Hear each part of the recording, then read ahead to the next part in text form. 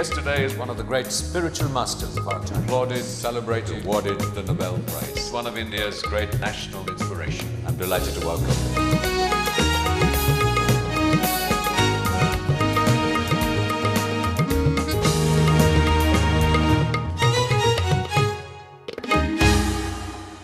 Hello and welcome to my series of conversations with men and women whose ideas, vision and philosophy help define our contemporary world. My guest today has made a unique and remarkable contribution to the lives of hundreds, perhaps thousands of people in India, victims of cancer. And even as I use the word victims, I think her effort and her work has been to take the discourse on people afflicted with cancer beyond their treatment merely as victims. I'm delighted to welcome Harmala Gupta. Harmala, you are president of a remarkable initiative, CanSupport, and this was born out of your own, how do I put it, converting what is ordinarily seen as a traumatic, defeating event in one's life, to be diagnosed with cancer, into something that became more than that for you, became a journey in helping other people, in moving beyond yourself, my disease, my condition, to looking at the predicaments of other people. India has more than 2.5 million cancer patients at any time who are being treated for cancer so that they can just keep living in a sense. But what you offer and your work offers is looking at palliative care. Perhaps we could begin this conversation with a brief description of what is palliative care, as opposed to just treating the condition of a disease. Right. Well, I think palliative care is really treating the person and the human being in all their varied aspects, which, as we are aware, goes far beyond the physical. There's the mental, there's the emotional, there's the spiritual, there are the ties with those around you. So it's really concentrating on the needs of that person, and therefore the care we give is given through a team, because no one person can supply all these needs or is trained to do so. So there's a doctor on the team, there's a nurse on the team, there's a counselor on the team, if necessary, there's a spiritual counselor on the team, and I would say even the patient and the family are part of the team, because I think it's important for people also to define and to set the pace at this time of their lives, and to involve the families, because often the families are the primary caregivers and are as much affected as the person who is going through this life-limiting experience. What you're doing is offering a very valuable one-on-one, more or less, intervention, reaching out to individual patients. And simultaneous to your work with CanSupport, you have also been looking at the public health dimension of this, aspects of policy decisions, which such as the easy availability of morphine and its role in alleviating pain, but looking at the public health dimension, which is the sort of the magnitude of the problem, and our ability and the structures and processes that we might develop in order to address those. I mean, there can only be that many Harmalas and that many organizations. So in a city like Delhi, you are able to uniquely, look at 500-600 patients, 2 or 3 people a day, in a sense, in terms of numbers. But given the fact that there are that many million, 2.5-3 million people with cancer in India, what are some of the initiatives, the measures, the processes that we could initiate to address this at that scale? Well, first of all, let me say that palliative care is not a super specialty or very sophisticated care. It's care that can be taught to nurses, can be taught to ordinary nursing aides and assistants. You can teach the family how to care for this person with backup and support from a doctor who is not a specialist but is a general practitioner. So it's not expensive care. It's care that can be very well integrated with our public health system, because when we talk of palliative care, we're not tying it to any one condition like cancer. It's care that's available to anyone who is facing a chronic, life-limiting and life-threatening condition. So it could be even with someone who is suffering from heart failure, someone who has geriatric problems, or neurodegenerative problems. So I mean, there's a whole huge community out there, and this care can, I believe, very easily be integrated with the health system, with the public health system, with very little training. And we are willing to give that training because we have the benefit of having done this for 10 and more years now. And as I said, it can be available at the district level, at the panchayat level, as we do at the level of the home. So it's something that is you don't have to spend a lot of money on, and yet it can make such a difference to the quality of lives of people. And I think that's really what I would like to emphasize. What are some of the sort of the inhibitors or the factors that are resisting the growth and the evolution of this kind of approach to medicine? It seems to me from the outside that it has much to do with the assumption of Western medicine that we need to keep a patient alive at any cost, no matter what the consequences for the patient, and a philosophy and approach to medicine that it incorporates. Obviously, the pharmaceutical industry has a vested interest in that kind of approach to medicine. So what are the kind of obstacles or resistance that comes up in your efforts to what seems a very natural, obvious thing for people to take up and do? Well, I think, Rajiv, you have identified a couple of them. One is, of course, very strong pharmaceutical lobby. The fact that Western medicine does stress on the need to cure, and if you are unable to do that, you are a failure. And that every death almost is an unnatural act and not really seen as something that's natural. And I would add to that the privatization of medicine, sadly, that's taking place in our country, where almost 80% of our medical facilities today are in private hands. And the motivating force there is always profits. And I believe that hospitals make the maximum money from their ICUs. And therefore, there is a very strong compulsion to put people in those ICUs at the end of life, as well as keep on giving them more and more sophisticated care. And I think the other side of it is that we need to counsel people, explain to people, have those conversations that allow people to make decisions and decide what works well for them or their loved one. And our failure to do so often leads to this fear in people that unless this person is in a super specialty or an ICU, they won't be able to cope. And so there again, I feel it's sharing that information, making it more widely available, and allowing people to have that sense of control over their lives. And over the way that they would like to face it towards the end, giving them back that dignity, which I think is so important. People describe those that have survived cancer as cancer survivors, and I always feel that that's not a how do I put it? It's not a sort of positive, empowering enough way of looking at it, because people like you don't just sort of survive cancer. It enables a process of enormous growth, of insight, of something far more positive than just surviving a disease. So in what ways do you feel that your experience of cancer changed you, and what impact did it have on you? I think that it had an amazing impact on me, and I feel that it's an impact that never really stops.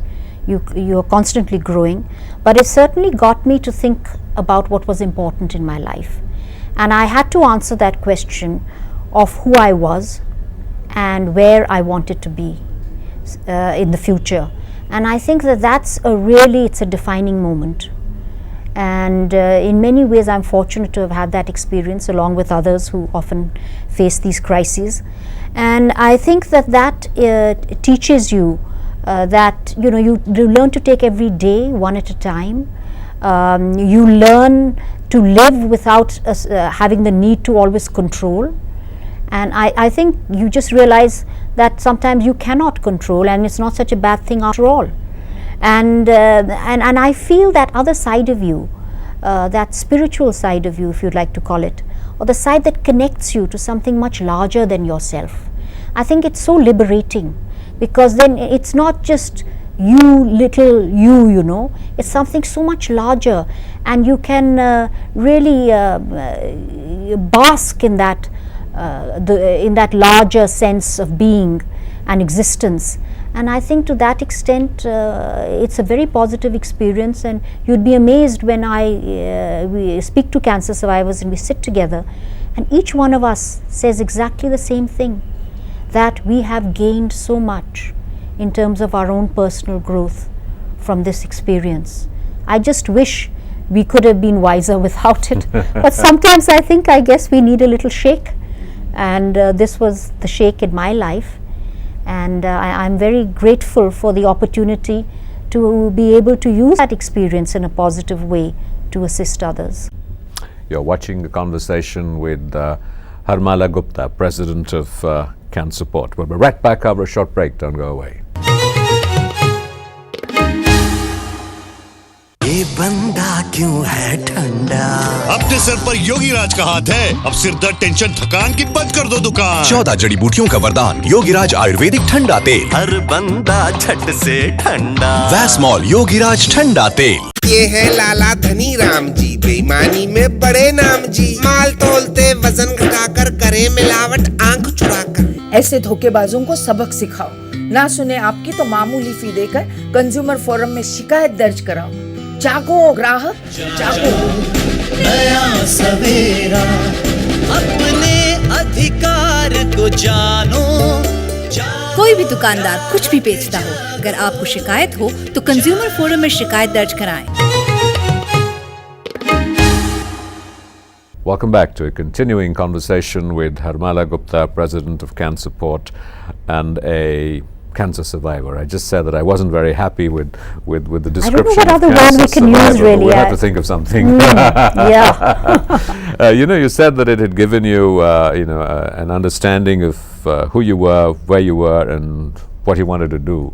So what were those insights? Apart from, of course, the largest swell of things that you've spoken about, a sense of the diminishing of the self, a surrender to the larger, a larger universe perhaps. But what did you discover about yourself?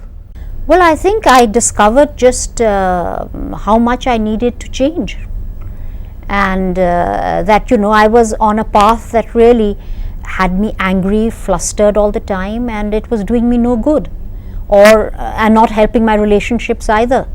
So I think that was something that immediately came home.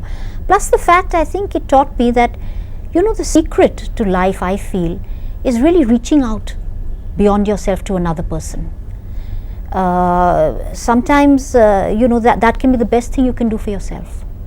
And I remember even when I was sick, I had such a need to feel that I could be of some use to someone else. And there was this lady next to me, and she needed these ice packs continually, and the nurses weren't able to give them to her.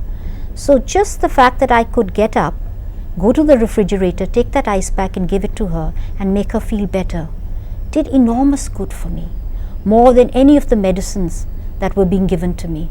And I think that just taught me that by reaching out to someone else, we do ourselves the greatest favor, and we have an opportunity.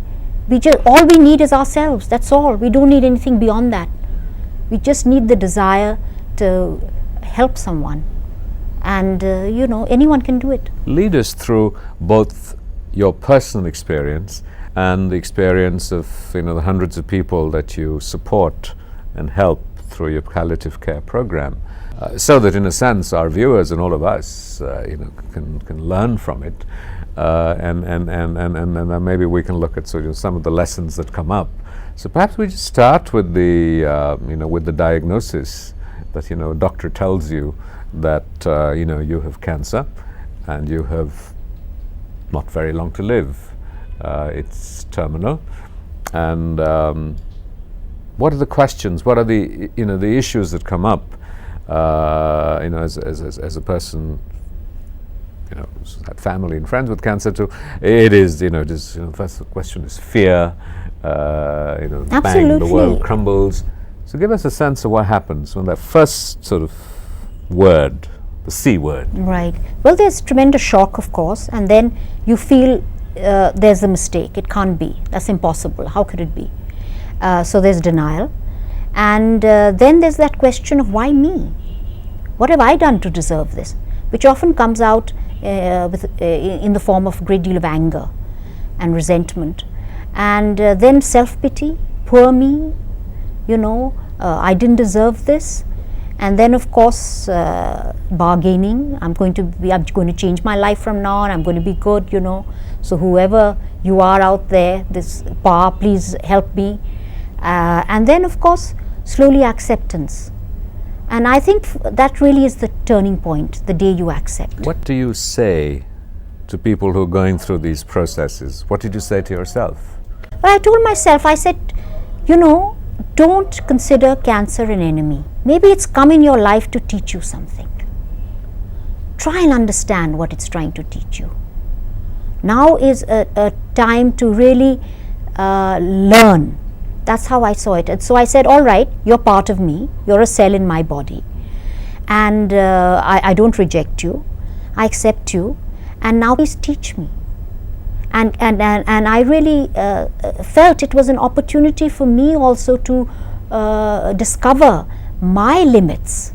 So it was a challenge in that sense as well, a personal challenge, that in the face of this adversity, how would I shape up? I was given a chance to sort of discover that.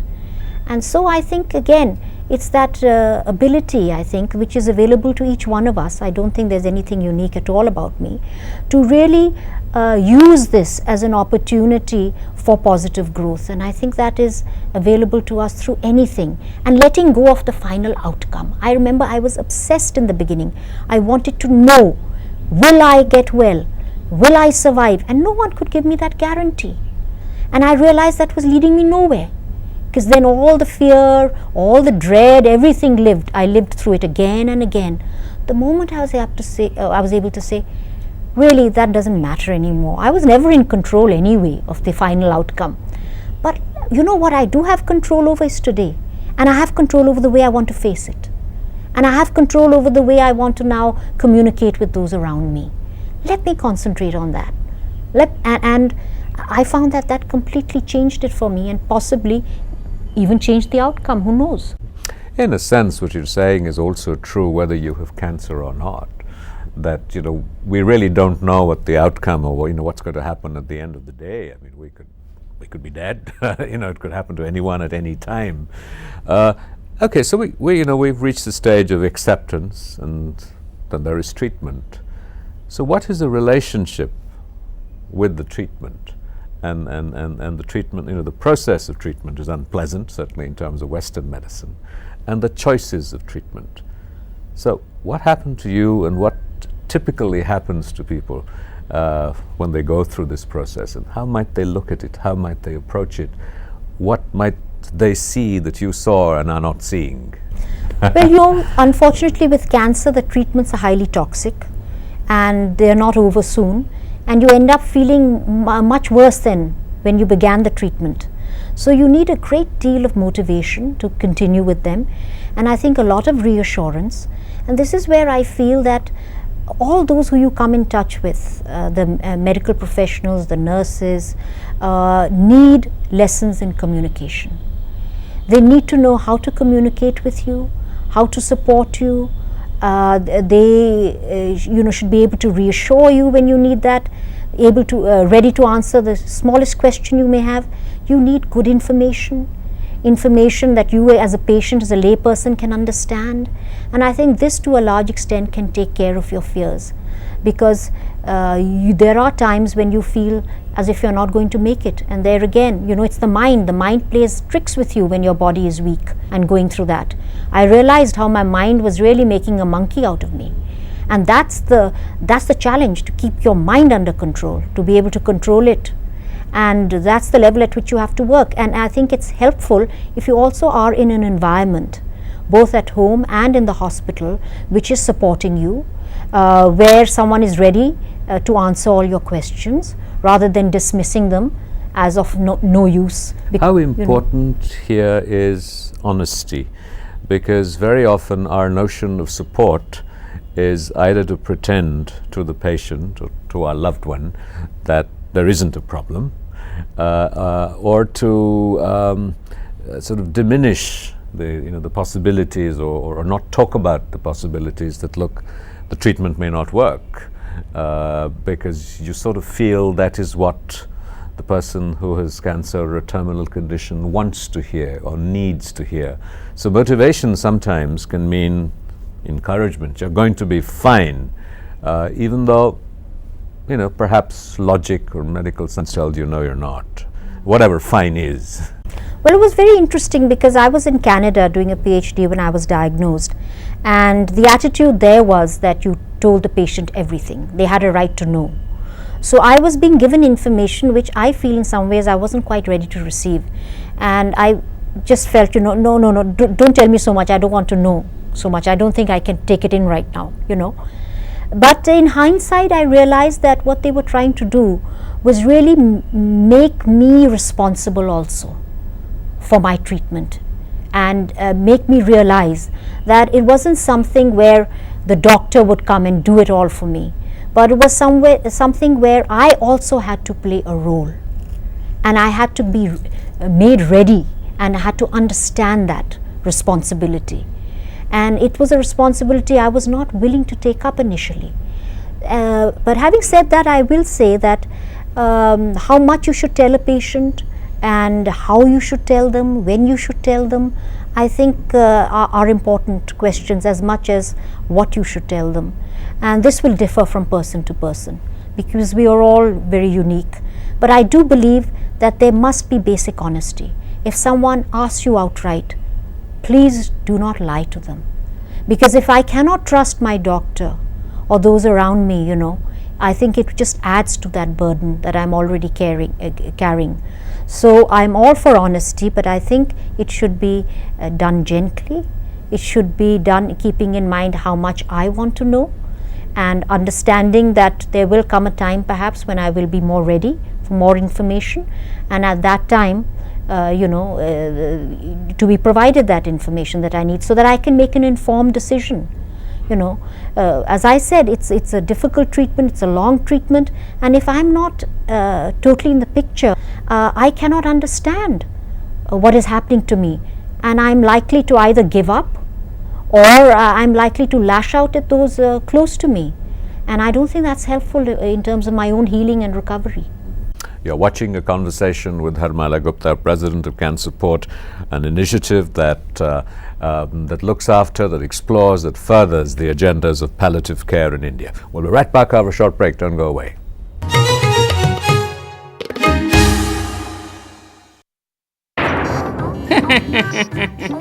आपने हाथ धोए? क्या आपने हाथ धोए? खाना पकाने और खाना खाने से पहले साबुन से अच्छी तरह हाथ धोएं। एक बात और, पीने के पानी में गंदे मैले हाथ ना डालें। डंडीदार लोटा इस्तेमाल करें।